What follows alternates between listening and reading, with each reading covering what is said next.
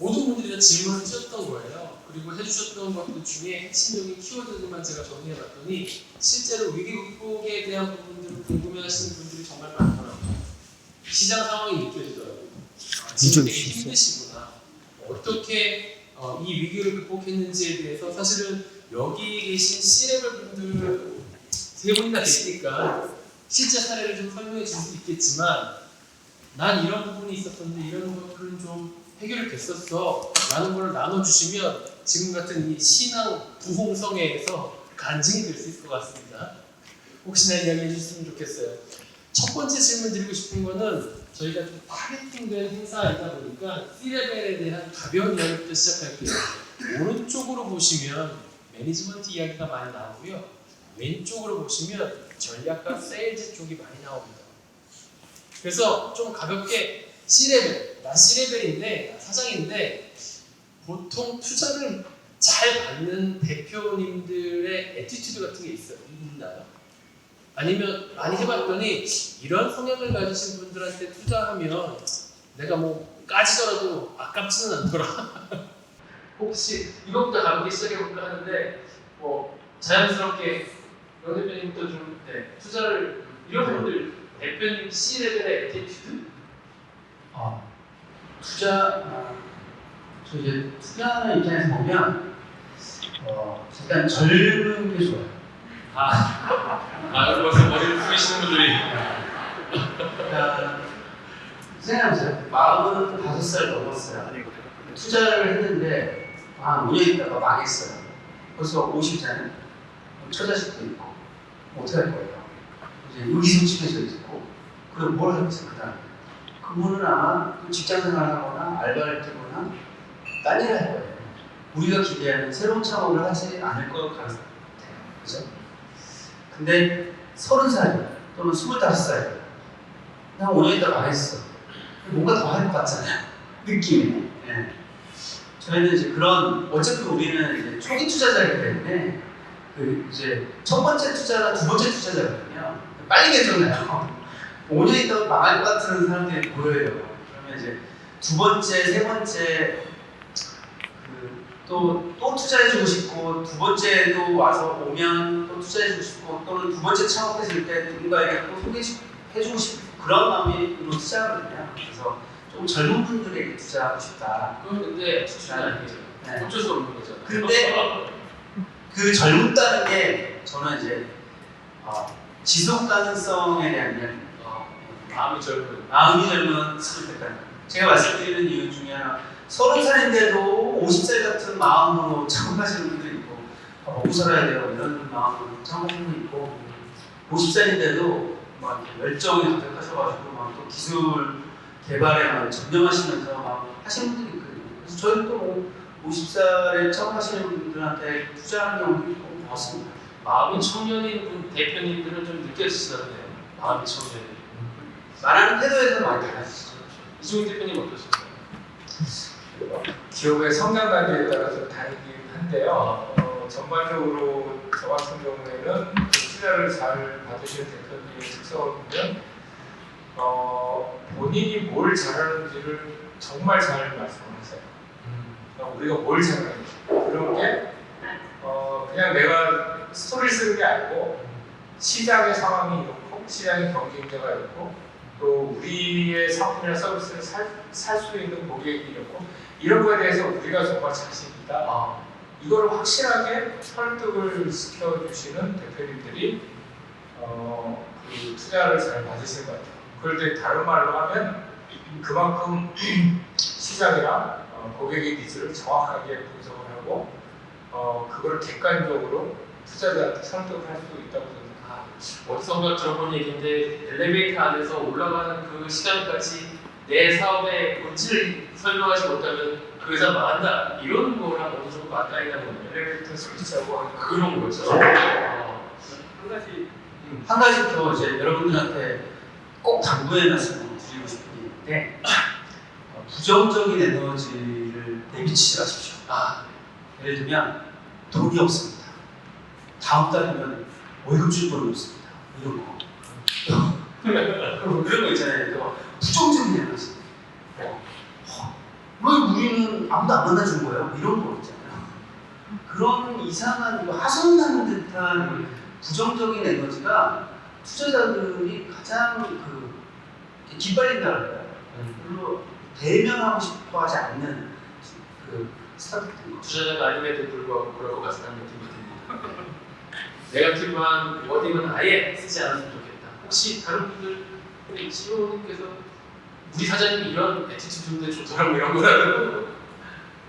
저희는 여태까지 총 브릿지까지 포함해서 4번의 투자 라운드를 진행을 했고, 아까 말씀드린 대로 한 185 투자를 받았는데,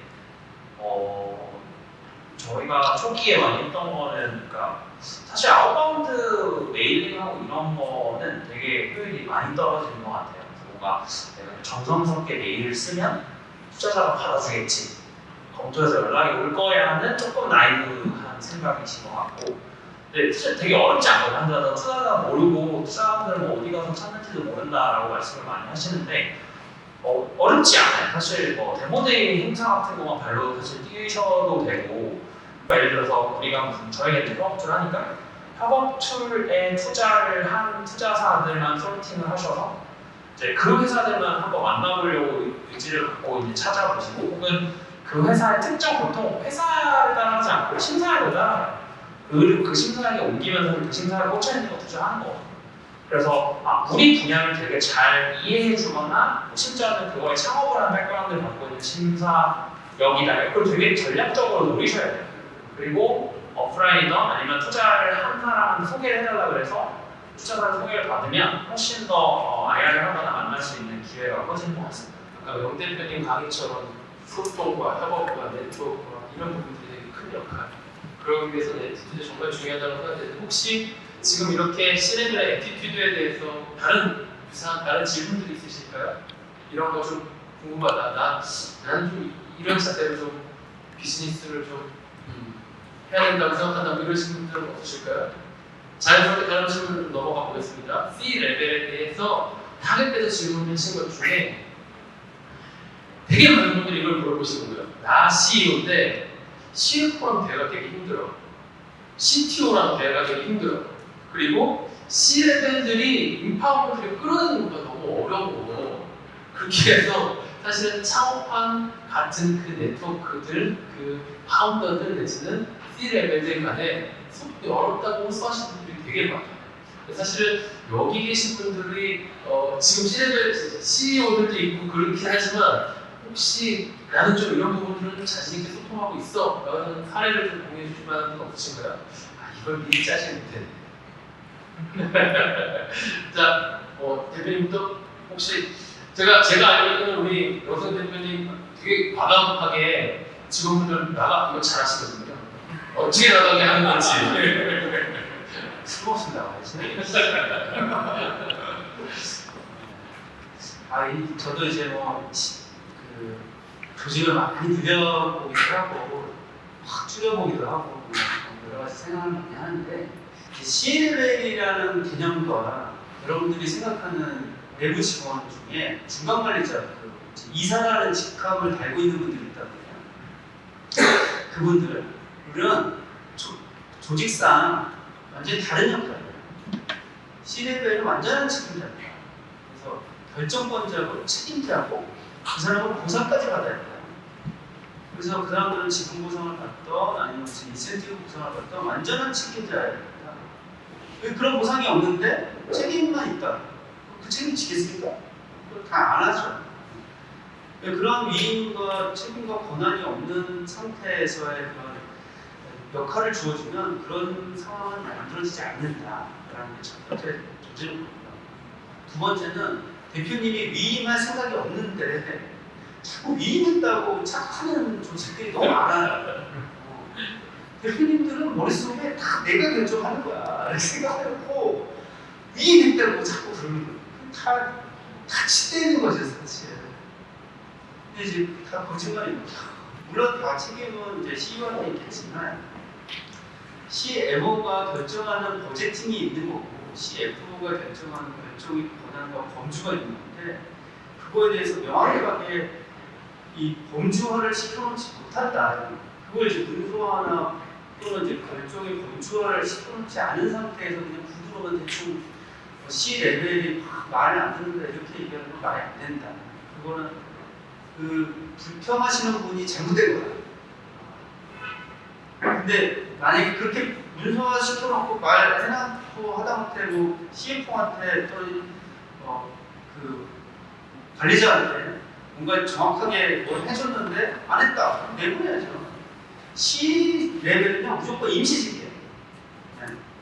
책임을 지고 무조건 내보내거나 배상 책임까지 질 수 있어요. 완벽하게.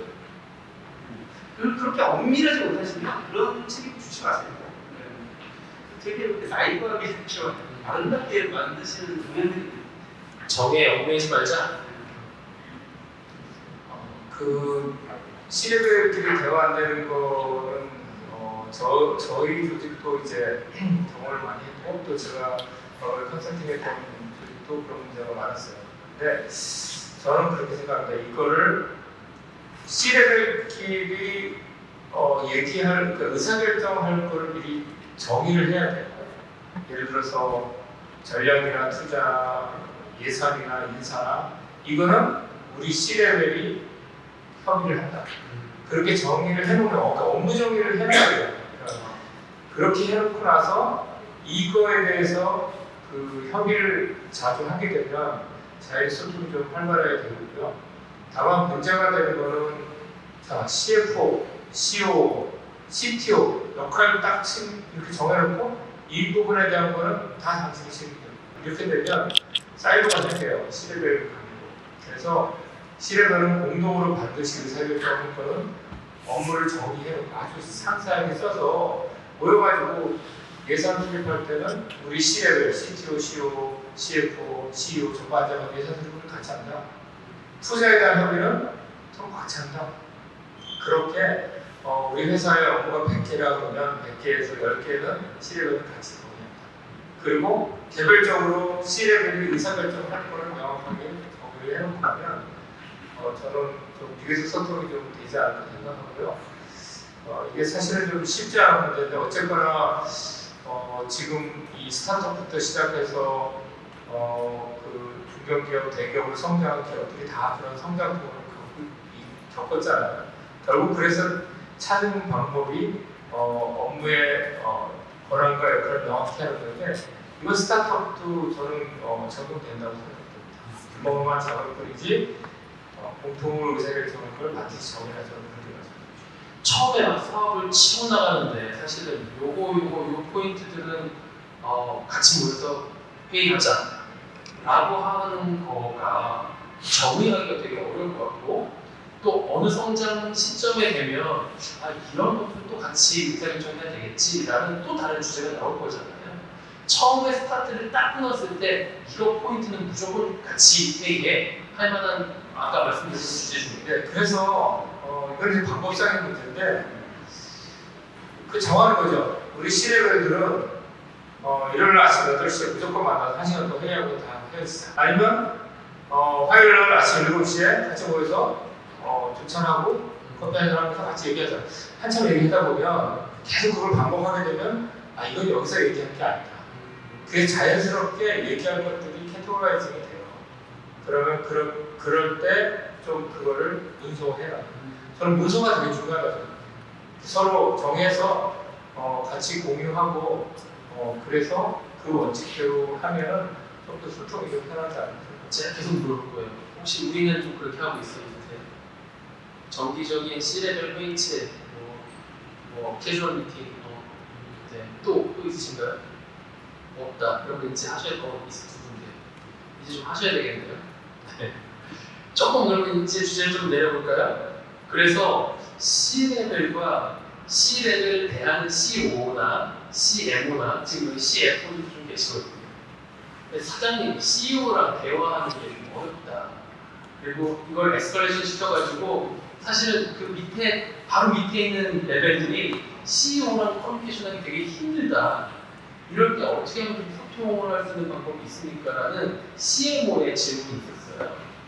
CEO로서 그런 거에 빙의하여 좀 사장님을 좀 끄집어내는 사실 비슷한 맥락 중에 하나가 나는 CEO인데 파운더, 오너가 말을 너무 잘 듣는다. 파운더랑 어떻게 하면 되느냐. 그래서 사실은 보고, 설득 이런 거에 있어서 C레벨들의 고충을 좀 한번 좀 페이스해주고 싶은 스티븐이나 요청하셨는데 혹시 어떤 의견이 있으실지? 네, 저희 대표님과 저의 사이는 일단 좋다라는 거 먼저 말씀드리고요. 먼저 관계를 좋게 하나?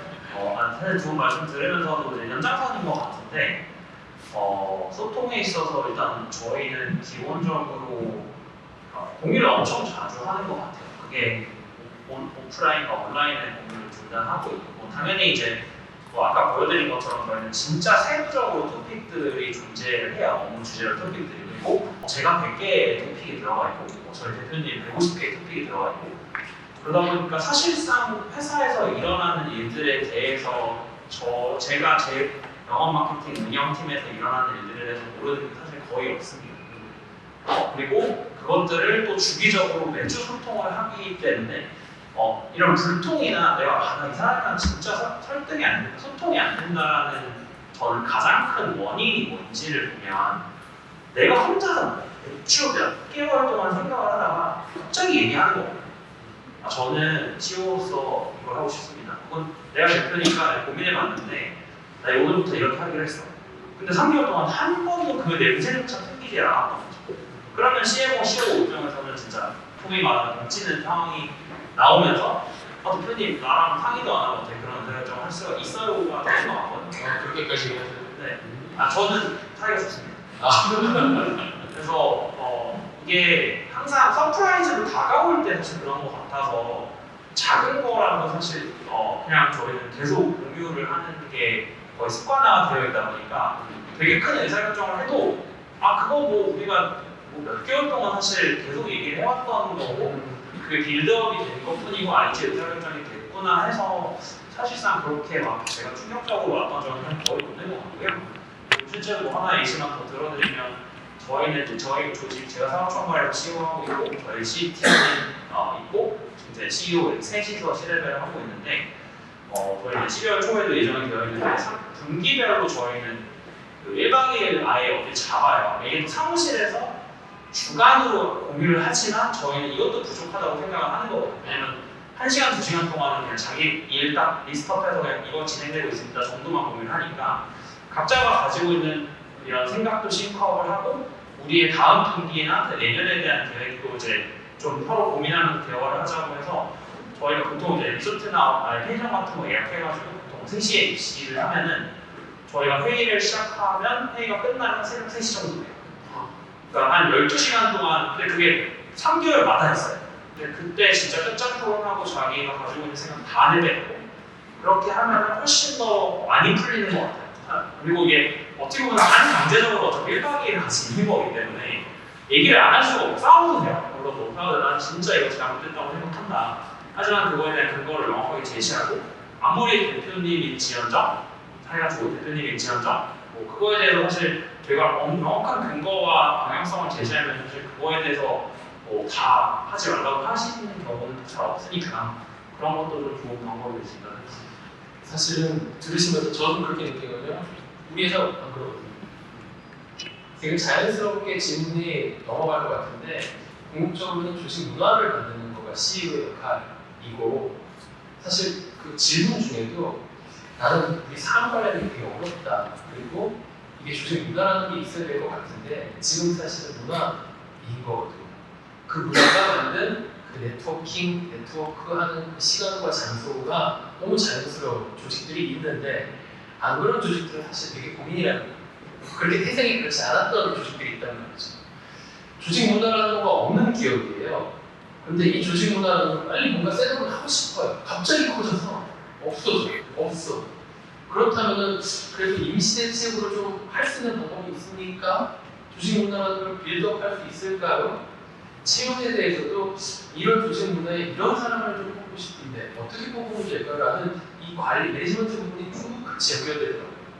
혹시 스타트업 하셨던 데들 중에 발견하게 갑자기 펑 커졌는데 다른 문화를 잘 셋업하네? 이런 사례들이 좀 있었을까요? 아까 보여줬던 회사가 이제 PwC 같은 회사인데 저희한테 왔을 때가 20만 명 했는데 3개월 지나면 한 50명 들어가요. 정신없이 사람이 그런데 80%가 여자예요. 20대. 가보면 한 30%가 미신이에요. 그래서 거기 이제 인사팀이 먼저 꾸려지고 고민이 많았다고 하더라고요. 듣기로. 이제 거기에서 첫 번째는 그 카페 수다를 많이 떠는 분위기여가지고 카페를 먼저 했다고 하더라고요. 지하에 하고 임원방을 가장 멀리 있는 고객집으로 해서 가장 사람들이 이제 자주 웅성웅성하게 할 수 있게 편안하게 해줬다고 하더라고요. 그래서 중요한 건 가장 나이 어린 사람들에게 편안하게 해주는 부터가 핵심이었다고 하더라고요. 그러니까 위에 사람은 이해가 안 되잖아 어차피. 문화라는 게 어차피 젊은 사람들 위주로 사람들이 늘어나기 때문에 젊은 사람들을 위주로 문화가 형성될 수 있게 그 사람들을 위주로 만드는 게 낫다라는 그래서 그분들의 조언이 있었습니다. 근데 제가 생각하기에 예전에 다음이나 네이버나 다른 이제 많이 컸던 회사들 보면 그 아래쪽에서의 문화가 더 정착이 되지 위에서 아래로 내려 꽂는 문화가 안착된 문화는 거의 없었던 것 같아요. 지금 생각해보면 공감하시는 거죠. 다들 공감하시는 사실 교과서에 나와 있는 이야기들이긴 하나 사실 이거를 C-레벨에서 실행하기가 되게 어려운 거거든요. 초기에는 대표님들이 일하는 방식이 조금 나죠. 제가 보기에는 한 30년까지는 조직 문화가 대표님이 일하는 방식이 모두 그 회사의 조직 문화라고 생각해요. 이것도 단계가 있군요. 네. 30년. 근데 이제 아까 얘기했듯이 이제 더 커지면 이제 조직 문화가 형성이 되는데 그거를 HR 부서로 만들어서 조직 문화 담당자 지점에서 억지로 만드는 게 아니고 저는 지금 뭐 자기와 같은 좋은 소통 툴도 있고 그래서 이런 좀 더 소통을 평등하게 할 수 있고 또 자유롭게 할 수 있는 그 분위기를 조성하는 게 중요하고요. 툴도 필요하고요. 그걸 해놓게 되면 업무를 하면서 각 담당자들 또 부서 팀 간의 소통 방식이 이제 막 생기기 시작하거든요. 그럼 그때 한번 그 전문가가 그러한 조직문화 세팅을 한번 해놓으시면 그게 저는 좀 시행착오를 줄일 수 있는 방법이 아닌가 생각합니다. 저희 같은 경우도 조직이 이제 1000명 가까이 되어갑니다. 레스틴이라는 조직 문화가 만들어지기 어려울 정도로 속도로 성장을 했어요. 그러다가 최근 몇 년 전에 지금을 다 떼어내고 인문화를 바꿨거든요. 달라지긴 하더라고요. 지금 말씀하시는 이런 포인트들이 뭔가 하나 딱 티핑 포인트로 할 수 있을 만한 거 하나는 좀 있었으면 좋겠다라고 한다면 좀 수평한 조직을 만들기 위한 문화라는 것부터 시작해서 밑에서부터 버텀업으로 올라오게 만들어가면 좋을 것 같다는 생각이 듭니다. 자, 토크 콘서트의 한 절반 정도가 가는데요. 이제 하드코어 이야기를 좀 하기에 앞서서 잠깐 한 10분 정도 휴식하면서 저기 있는 음식들을 조금씩 가져오시겠습니다. 네, 10분간 휴식하겠습니다. 자, 식사하세요. 식사하시면서 질문 있으면 좀 이어가려고 합니다. 혹시 안녕하십니까. 저는 스타트업이라고 하고 쭉 지났는데 블록체인 반도체를 만드는 회사를 하고 있습니다. 그 비트코인 채굴기 다들 아시죠? 거기에 이제 들어가면 그 고속 알고리즘을 연습하는 그 고속 반도체 칩이 있는데 그거를 개발해서 반도체를 이용한 치프를 만드는 그런 회사입니다. 제가 좀 질문 드리고 싶은 건데요. 다들 스타트업하고 무슨 말씀이에요? 만약에 이렇게 스타트업을 펀딩을 하신다고 하면 또 어느 정도 금액 선까지 생각을 하시는지 초기 투자를 말씀하시는 거죠? 그런 질문을 하고 있어가지고 만약에 큰 회사를 펀딩을 한다고 하면 어디까지 지원이 가능하시죠. 저희 대표적으로 초기 투자를 많이 하는 SLA에서 그래서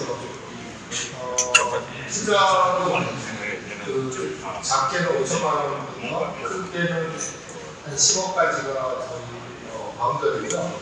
아까 질문하신 게 스타트업 초기 투자를 어느 정도 개념했을 때 물론 이제 업종하고 회사의 밸류에 따라 다르긴 하겠지만 아주 극초기라 그러면 5억 원대라고 생각이 되거든요.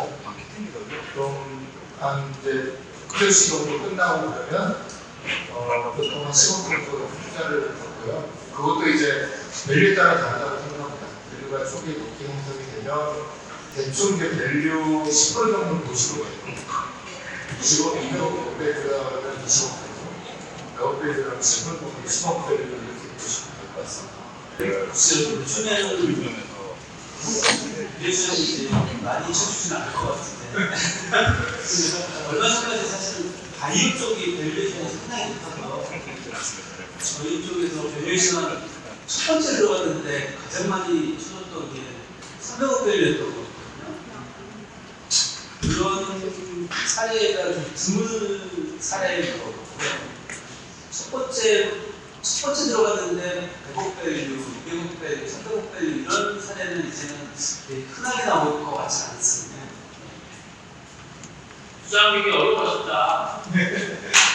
가장 최근에 나온 뉴스 중에 재미있는 뉴스가 투자를 받으면 제대로 마케팅이 되더라고요. 요즘에 투자 받는 것 자체가 너무 큰 마케팅이야. 투자를 받아보십시오. 마케팅 전략이 해결이 된 것 같습니다. 혹시 또 다른 질문 있으실까요?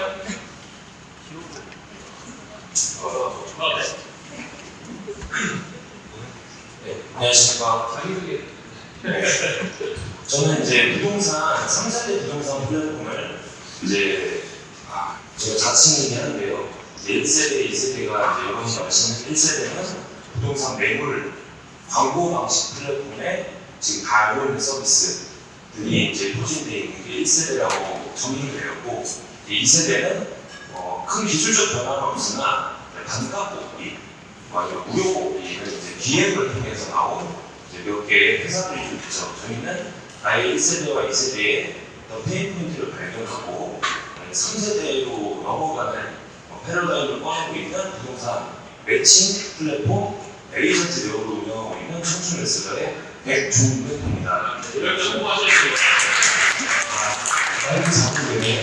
여기 다 제 고객이거든요.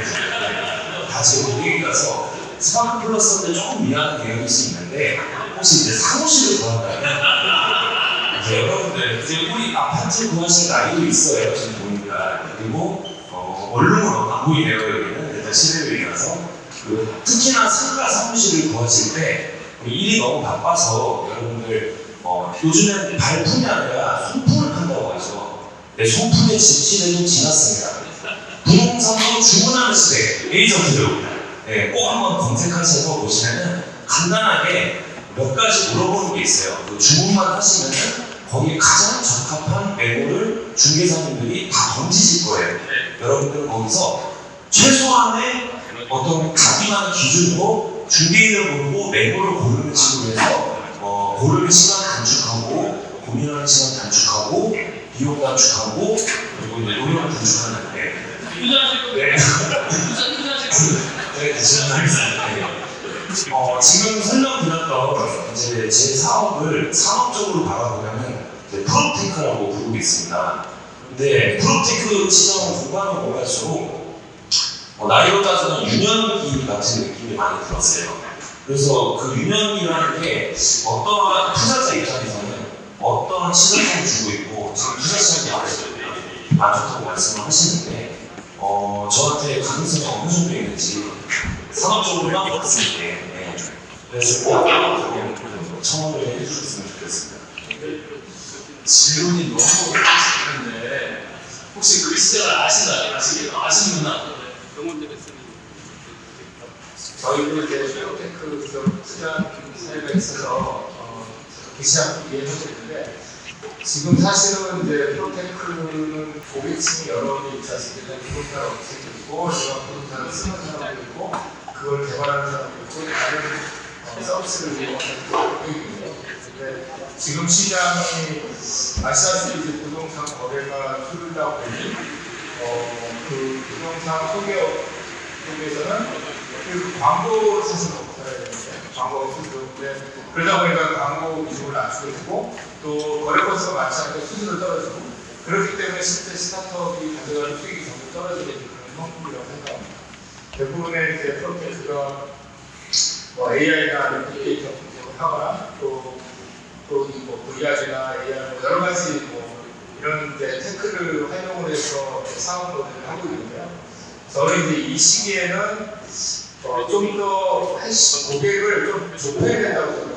만약에 중개업소라고 하면 중개업소에 정말 니즈를 파악해가지고 그렇게 소비자가 좀 더 그거에 니즈, 맞는 니즈를 좀 힘들지만 그래도 그걸 개발을 해서 거기에 좀 저는 집중을 해야 된다고 생각합니다.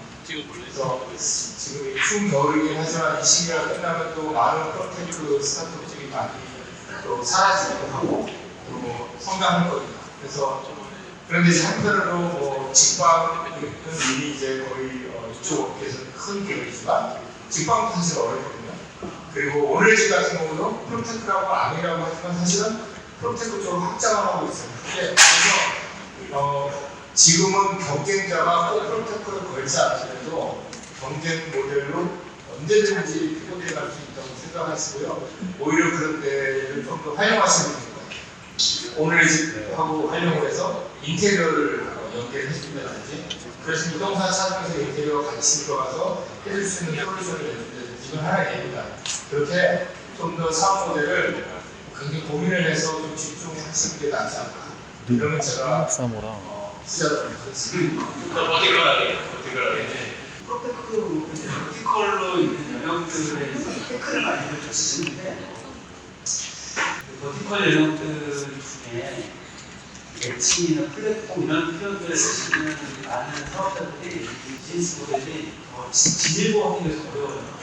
등록 면허제도라는 존재하기 때문에 그래서 이런 면허, 주제, 등록제도 이런 문제들이 사실 가장 큰 있어서 그런데 진입하시는 분들은 규제, 법 이런 것들을 엄밀하게 가르쳐서 내가 생각하는 아이디어가 그런 거랑 겹쳐져 있거나 그레이는 영역이 있으면 사실은 시험프로젝트하게 상당히 오랜 기간 동안 수사적으로 움직이셔야 되는 상황이다. 인지하시고 움직여야지. 그러면 그냥 호텔에서만 왔다 갔다 하시다가 미디어적으로만 그냥 광고하고 매칭하다 끝나지 않는 것 같아요. 그런 부분은 투자자 입장에서 할게가 끝나지 않을까라는 우려가 있을 것 같아요. 굉장히 중요하죠. 네, 안녕하세요. 저희는 플랫폼 처음에 솔루션 브리프라는 서비스를 만들고 있습니다. 지금 간략하게 섭소리만 저는 이제 쿠팡이츠, 요기요, 여기어때 온다 이런 서비스들이 대량으로 촬영이 필요할 때 이제 복잡한 아웃소싱 프로세스를 저희가 한 번에 다 해결해 드리고 있거든요. 그래서 시간을 줄여주고 상품적인 퀄리티로 이제 30%까지 업그레이드 시켜드리고요. 가장 중요하게 이제 대량 물량을 바꾸는 프라이싱 50%까지 줄여주는 그런 서비스입니다. 반갑습니다. 이제 질문은 사실 저희가 지금 PA 관계를 치고 있는데 아까 이승훈 대표님께서 말씀하신 것처럼 이득 투자자를 먼저 구하는 데 대해서 보시면 생각해 저희가 지금 이득 투자자가 빼고 이제 두 군데 투자자가 있는 상황을 이런 별 마켓에서는 어떤 전략을 저희가 취할 수 있어요.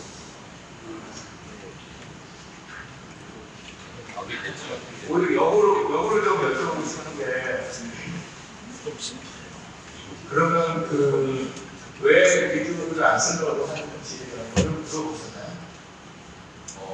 이제 저희가 투자가 확정된 분들은 아무래도 조금 AC 경향이 부분이라서 금액이 안 맞아서 지금 이제 플레이라고 했을 때 제가 아까 말씀드렸듯이 시리즈를 보시고 시리즈에 프로를 주시하는 분들이 들어와야 되거든요. 그러면 결국 시리즈 A에서 이런 플레이를 잘할 VC를 컨택을 해야 되거든요. 그 컨택은 되신 건가요? 지금 그리고 하고 있어요. 그래서 핵심이 거기 있습니다. 그러니까 우리 사업 모델에 자신이 있다고 생각해주면 앞으로 시리즈 A를 끌어줄 수 있는 지금 A를 먼저 들어와서 계속 끌고 갈 수 있는 그 미드 투자를 만났을 때요. 만약에 저는 이제 그 VC하고 얘기하실 때 우리는 다른 데가 들어오면 우리가 그러니까 그렇게 많이 하시거든요. 왜 그렇게 회사가 좋다고 생각하면 왜 우리 회사를 리드를 안 하시는지를 꼭 물어보셔가지고 그걸 보완을 할 수 있는 거죠. 굉장히 여러 가지 요소가 있어요. 대표님의 어떤 그 타매니지먼트의 어떤 리더십이라든지 아니면 사업 모델이 좀 타겟하지 않는다든지 그 회사가 보이지 않는 리스크들이 많이 느껴지는 그런 상황에서는 앞에 아전하고 갑니다. 그러니까 그런 거 꼭 물어보시고 그리고 이제 프리 A, 시리즈 A를 리드해 그런 분식을 만나보셔가지고 적극적으로 오늘의 한방 들어봤습니다. 또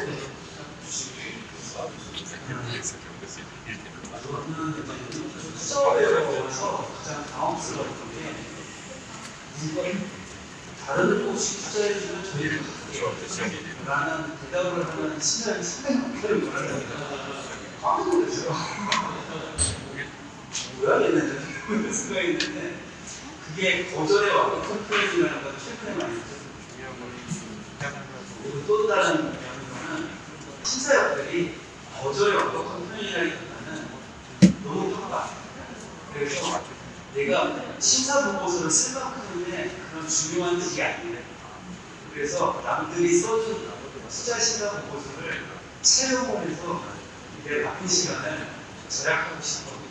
네, 시간 절약에 의미가 있다라고 물어보고 그래서 일단은 그냥 나는 그들에게 지금은 이제 세컨드의 느낌이다 라고 보시면 될 것 같아요. 그래서 아까 말씀드린 대로 왜 그렇게 느끼게 됐는지가 사실 중요한 것 같아요.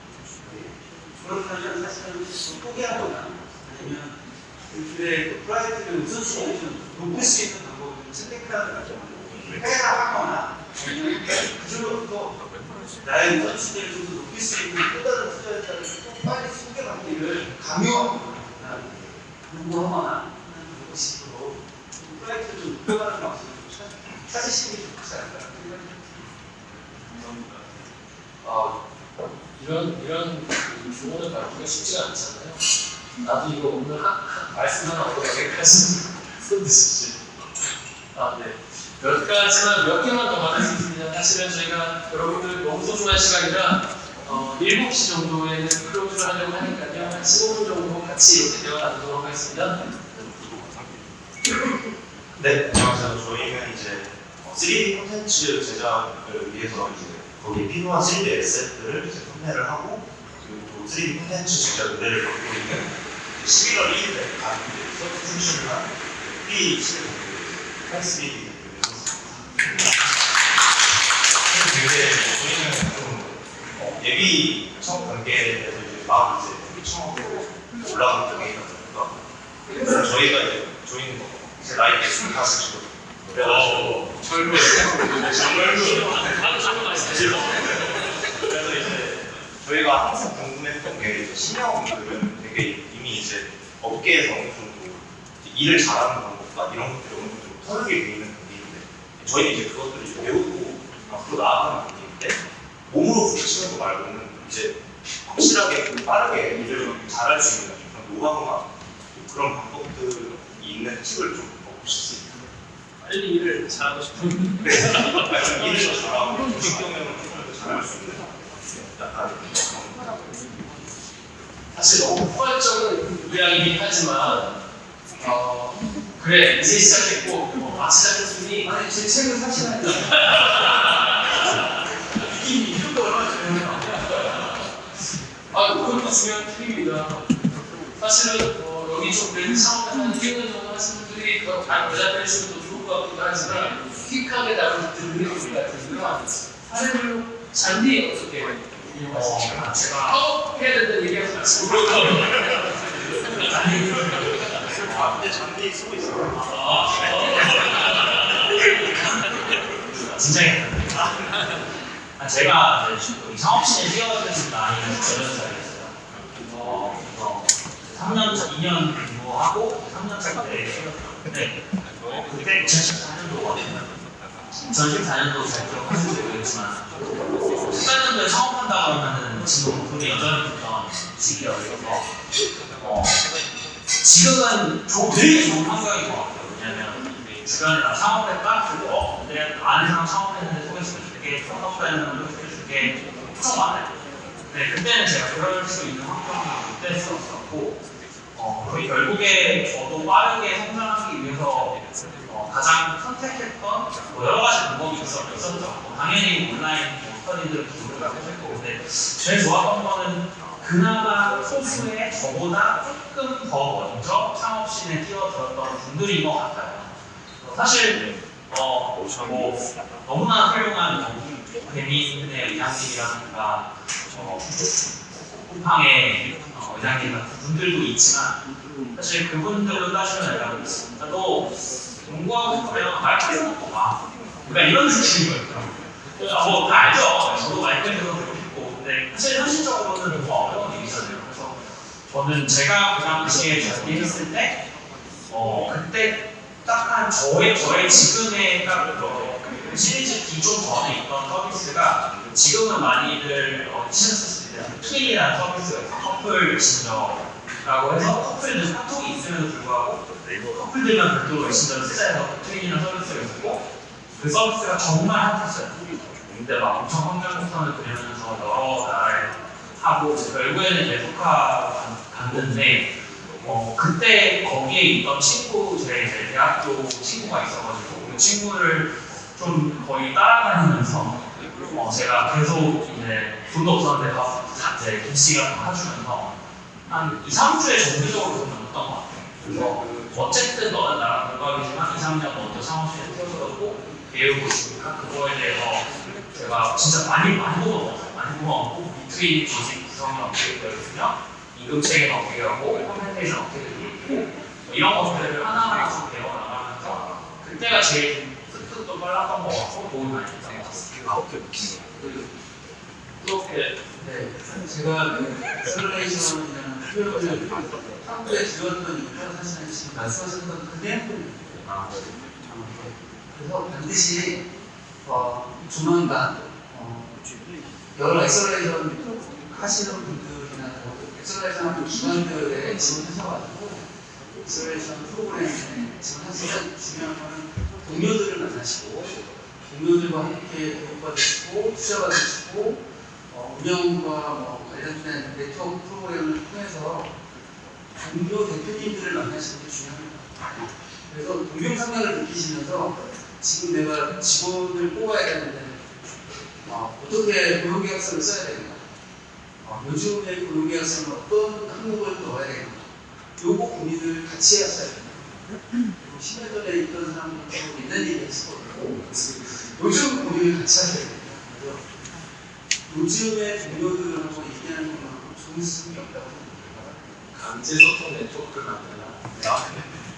요즘 엑셀러레이션에 하고 있잖아요. 맞아요. 제가 성공하고 있는데 지금 이제 내년 2023년 첫기 먼저 되고요. 이제 다음 기회에 또 오픈해 주시면 제가 잘 기억하고 저도 하나 커멘트 드리면 지금 굉장히 초기시고 가능성이 엄청 큰 그림이라고 생각하고요. 저는 그런 조언을 드리고 싶으니까 KPI를 자기 업무 KPI를 설정을 하고 조직 KPI를 설정했을 때 한번 설정한 KPI는 반드시 그걸 완수하는 걸 한번 그런 습관을 들일 수 있습니다. 예를 들어서 내가 매주 뮤지컬 콘텐츠에 관련돼서 이걸 주로 우리 전체 조직이 그 커머스 유통이라든지 또 기업들 이런 데들을 일주일에 3곳을 만나겠다 한다는 거. 이렇게 설정을 했으면 하늘에 보내서 3곳씩 파트너십 12곳을 딱 만나는 거죠. 그렇게 설정을 하는 거를 계속 습관을 들입니다. 그렇게 작은 성공을 계속하는 습관을 들이다 보면 저는 얘기했지만 한번 핑계대고 이래서 내가 바쁜 투자자 인증서 못하고 이건 스킬이 아니고 사무실은 뭐 어떤 방법을 써서 했는지 설정한 작은 KPI를 달성하는 그러니까 스몰 일을 많이 해야지 그런 데가 잘 갔습니다. 네. 마지막 질문을 하나 좀 받아보고 오늘 공식 질문 저 미국 극복 방안에 대해서 좀 같이 몇 가지 이야기 나누고 마무리하고 하면 하나 더 질문. 네, 마지막 질문일까요? 네.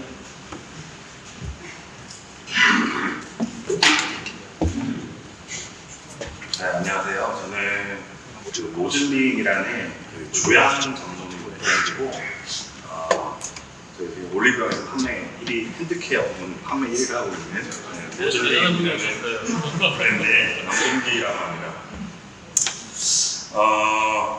사실 이게 지금 아까 잔디의 양기동 CEO분께서 말씀을 해주셨지만 이 투자자가 많아라, 네트워킹을 해라 말씀하셨는데 좀 이렇게 잘 안 와닿아요. 네.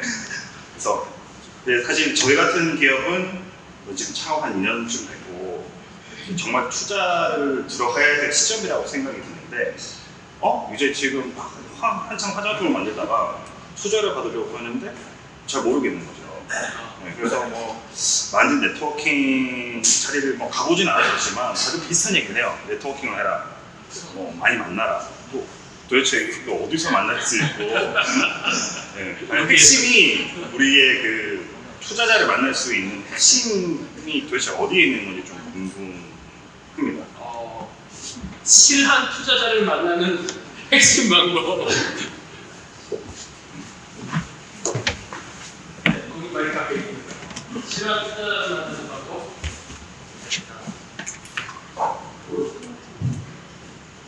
네. 일단 제 생각에는 진짜 어렵게 그러니까 안 해봤기 때문에 이렇게 멀게 느끼시는 것 같은데 가장 쉬운 방법은 뭐 어쨌든 단톡방들이 있으실 거잖아요. 그 지인 대표들이 투자를 받은 그냥 지인 대표들한테 소개해달라고 하는 게 사실 제일 좋습니다. 네, 그거만큼 쉬운 게 저희도 그런 식으로 스타트업들이 저희한테 되게 많이 붙어 저희만 저희는 4라운드 4번의 라운드 했기 때문에 기관 투자자만 들어와 있는 기관 투자자가 10개가 없거든요. 그러니까 어쨌든 저희한테 요청을 하셔서 그 10개 중에 하나를 소개해달라고 하시는 것도 있고 근데 물론 이게 되게 좀 이렇게 억지가 주는지 모르겠지만 저희한테 들어온다고 해서 이게 저희의 레피테이션이 좀 걸려있단 말이에요. 그러니까 그냥 잔디 투자자한테 이렇게 해서 코스를 잘 안 해요. 그러니까 근데 이렇게 동료 스타트업한테도 내가 했는데 만약에 투자자한테까지 안 가는 거면 그거는 다시 생각을 해보시고 뭔가 IR이나 전략을 다시 바꿔셔야 될 수도 있어요. 근데 어쨌든 제일 쉬운 방법은 주변에 투자자 대표님들한테 아는 투자자나 본인 투자를 안 받았더라도 투자사의 대표 아는 지인이 있다, 그리고 신사역이 있다, 소개를 받는 게 결국엔 제일 효과적입니다. 지인이 없으신가요? 제가 이제 한국에서 미국에서 잘 나와가지고 저 공감이 됩니다. 사실은 제품이 잘 팔려요. 때운 만큼 이미 잘 들어가고 있고 투자 받았는데 주변에 아는 사람이 별로 없어. 그럴 수 있거든요. 그럴 때 어떻게 되나요?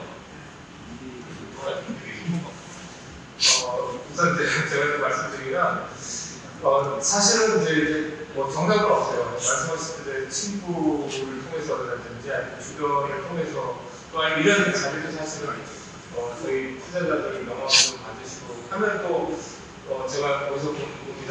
하지만 제가 한 번도 관심을 갖잖아요. 네, 그런 게 있고 또 사실 한 사람 투자자 한 사람만한테 설득을 해도 그 투자자가 자기만 딜을 가지고 있지는 않아요. 또 딜을 같이 할 동료 투자자들 또 연결을 하고 또 본인이 만약에 그게 이게 우리가 투자할 성격이 아니라면 다른 사람을 소개해주기도 하고 그렇기 때문에 특히 한국 사회에서는 굉장히 투자자들은 연결이 있거든요. 그래서 그런 거를 감안하셔가지고 계속 조금씩 그렇게 뚫치다 보면 많이 만나시지 않을까. 근데 많이 들고 만나시면 더 좋은 건 아니에요. 제가 말씀드릴게요. 사실 뭐 이렇게 투자자 찾기가 가지고 한 시간씩 강의 먹었는데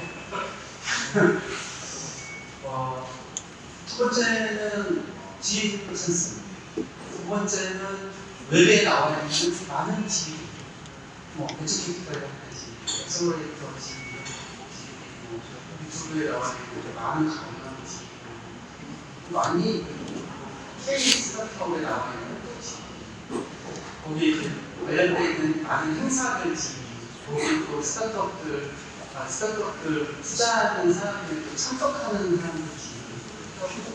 세 번째는 참석돼서 이런 네트워킹 자리에서 명함주가 이런 등에서 만날 수 있는 게 있습니다.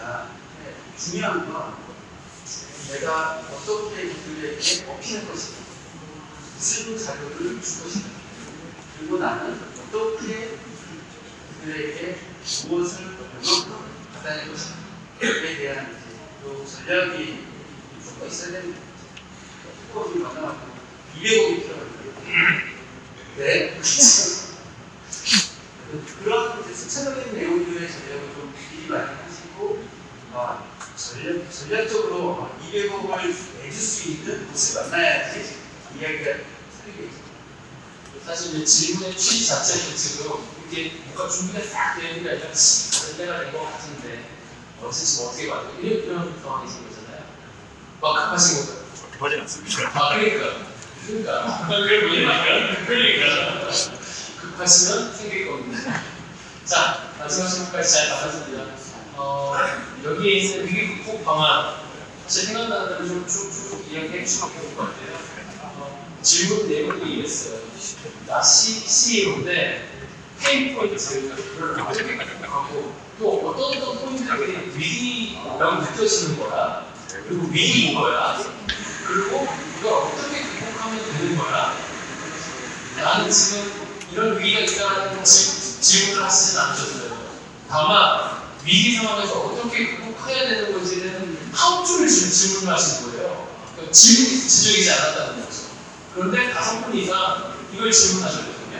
혹시 우리 회사에는 이게 위기인데 이거 어떻게 극복하면 돼요? 라고 자기 고백을 하신 분이 계신가요? 질문하신 분들 계신데? 없으시면 사례를 좀 한번 들어보면서 마무리를 해볼까요? 혹시 사례를 태어나시는 사례가 여러분, 그 시리즈 A를 하는 건데 두 번째 투자 라운드 들어야 되는 시기가 있고요. 투자가 어렵다고 보면 위기죠. 맞습니까? 예. 잔고로 떨어져가고 애들은 막 뽑아내고 아직 제품은 아직 완성이 안 됐고 고객은 아직 충분히 확보되지 않았다. 이거 위기죠. 뭐가 그래서 이 부분에서 어떤 지점의 위기일까요? 돈이 확보되지 않고 있는 게 위기일까요? 아니면 나는 돈을 쓰고 있는 게 위기일까요?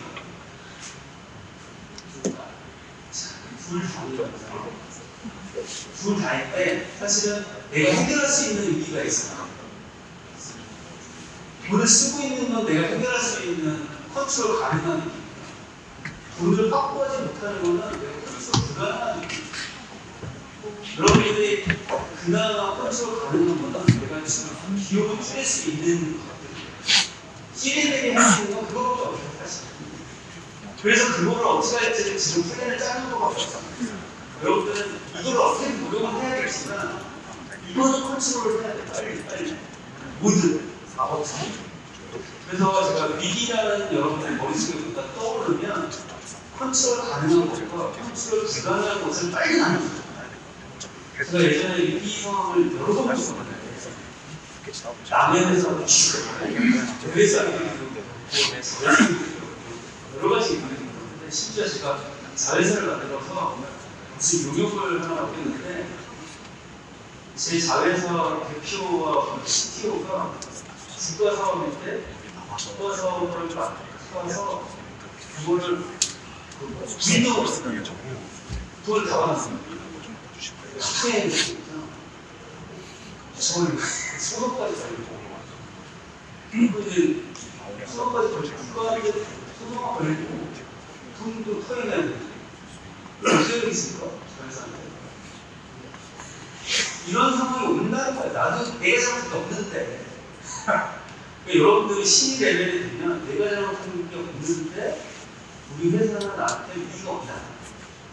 그런데 나는 이 상황에서 내가 컨트롤 가능한 리소스와 내 컨트롤 가능한 능력치와 불가능한 상황으로 내가 컨트롤 불가능한 이 환경을 잘 생각하셔야 돼요. 그러지 않으면 그때 망가진다는 거죠. 제가 투자 많은 스타트업들이 그때 망가진다.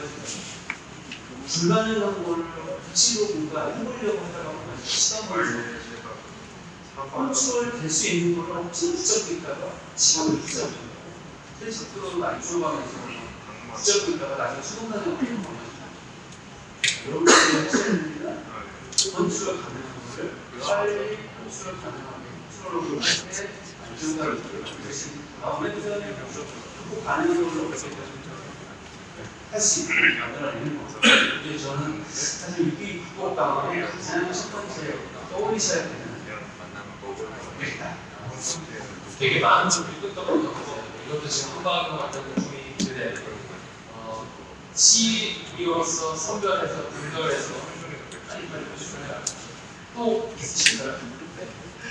들으라는 생각을 했는데 저희가 이제 말을 되게 쉽게 포장을 했지만 저희가 굉장히 큰 굴곡이 그 주범이 있었고 두 달 후에 이제 월급이 못 나갈 수 있겠다 이런 상황까지도 없었는데 그냥 몰입해서 지난 8년을 좀 지금 굉장히 pik하게 해상을 해봤을 때 우리가 문제를 제안하고 공통분모를 좀 보니까 내가 여전히 HR이 제일 큰 저의 스트레스거든요. 외국 인사가 완전하다는 얘기를 역시 어르신들의 말에 틀린 게 하나도 없다는 생각이 드는데 내가 모르는데 사람이 퇴사하면 그건 저는 가장 큰 위기라고 생각을 하거든요. 사람이 퇴사했는데 그거를 보통은 탓을 많이 해요. 제 노후 퍼포머더니 퇴사를 하는구나 역시 내가 연봉을 많이 안 올렸더니 바로 퇴사를 하는구나 맨날 싸우더니 퇴사를 하는구나 그거를 이제 구성원들을 사실 평가하기 시작하면 그거만큼 큰 위기거든요.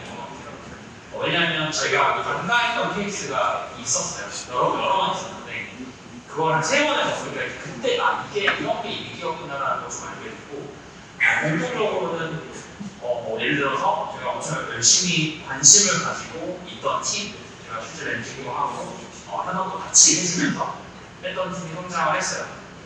성장하면 실장님을 뽑으려다가 내부에서 승진시키자고 가장 에이스는 거를 그 팀의 팀장으로 꽂습니다. 그때부터 제 관심이 꺼졌어요.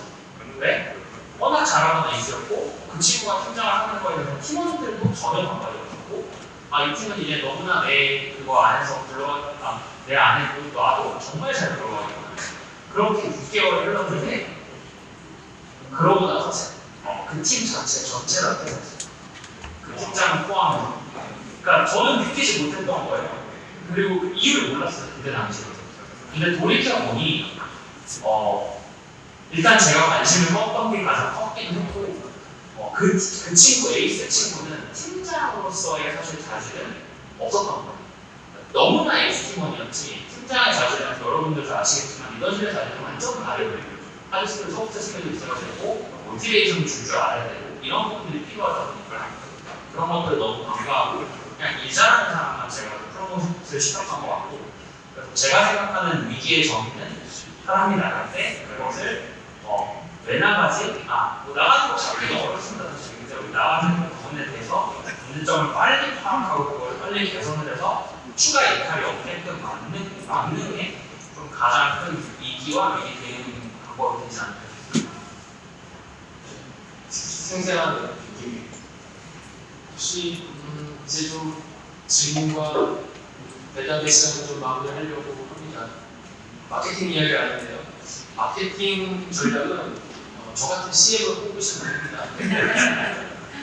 사실은 하고 싶은 얘기 굉장히 많지만 전문가가 없다. 에이전트를 찾으세요. 에이전트를 찾으세요. 사실 답입니다. 어떤 에이전트를 찾아야 되는지는 사실 좀 서치가 필요하고 마케팅이 필요합니다. 마케팅은 그렇습니다. 저한테 일단 물어보세요. 또 궁금하신 거 그 정도로 마무리하는 거가 좋을 것 같습니다. 그리고 제가 행사 준비하면서 지난주에 봤던 그 빌 게이츠의 글귀가 하나가 딱 머리에 나와요. 내가 제일 무서워하는 것은 지금 어딘가 창고에서 잘 모를 만한 새로운 제품 만들고 있는 스타트업입니다. 빌 게이츠를 이기시기 바랍니다. 네, 이상 마치겠습니다. 감사합니다.